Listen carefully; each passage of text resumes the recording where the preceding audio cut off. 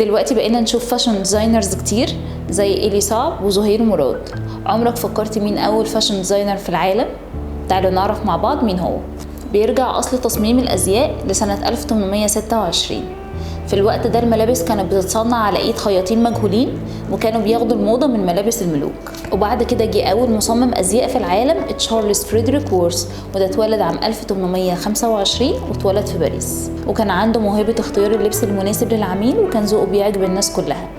في يوم 1 فبراير عام 1953 أصدر نابليون الثالث إعلان بأن ممنوع دخول أي زائر من غير الملابس الرسمية اللي كانت من تصميم أول مصمم أزياء في العالم تشارلز فريدريك. معروفة ملابس فريدريك باستخدام الكرينولين، وهو عبارة عن هيكل معدني شبه القفص متعلق جواه الملابس بشكل أنيق. ومن بعدها تشارلز بقى أول مصمم أزياء في العالم، وأسس أول دار أزياء في باريس وورث هاوس، وبدأت أول عروض أزياء في باريس وكانت كلها من تصاميمه. ومن بعدها اتشهرت باريس بعاصمة الموضة.